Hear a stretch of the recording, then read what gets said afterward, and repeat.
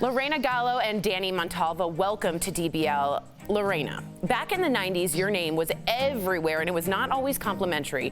So I wanted to start this interview asking you, what inspired you to tell your story now? Is it to set the record straight?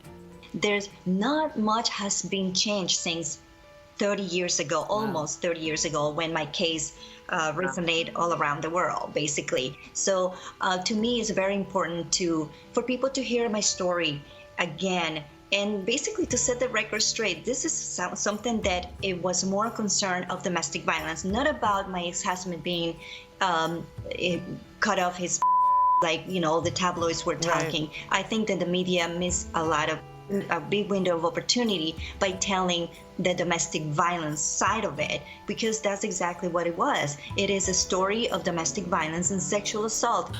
John Bobbitt evaded any charges, right? So what do you have to say about this incredible double standard that's coming from me? I think that is very important that people know what happened, what truly happened, and through my lens, through the lens of domestic violence, and to show what really happened. Everybody makes mistakes, baby. It wasn't me, it was the alcohol. Then maybe you should stop drinking.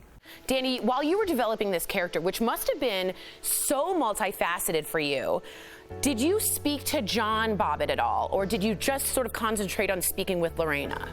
Yeah, at no point did I ever speak to John Bobbitt. It was all just focused on Lorena and her story and the way she wanted to tell it, and basically everything she felt through, you know, her life of abuse. I think I wanted to focus only on what she wanted to share. That's fair. I want to ask you too, Dani, what do you think Lorena's story would look like if Me Too were around back in 1993? Because the culture has changed, am I right?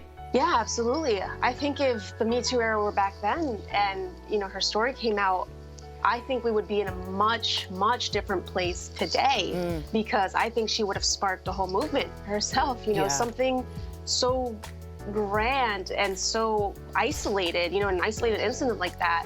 I think it would have started something huge. I completely agree with you. Lorena, this is a question I've always wanted to ask you. You were somewhat bullied in a lot of ways, and people can have their own opinions about it, but we see a lot of women that were bullied in the press over and over and over again, and a lot of that is relatable to our viewers, right? A lot of us were bullied or are bullied in smaller scales.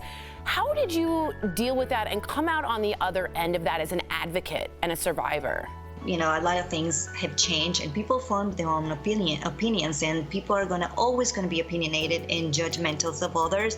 But hey, I wanted to tell my story from the very beginning, and that's what I took the stand. I wanted people to hear from me, and I had the chance to do that since the very beginning when I was put on stand on my trial. Wow. A different angle from the whole look of it. That is what DBL is all about. I can't wait to see I Was Lorena Bobbitt. Both of you, thank you. I know you've been through a lot and it was difficult, but I have to imagine that coming out the other side is a little bit brighter today in this environment. I really appreciate the activism that you are spreading. I really do. Thanks so much, guys.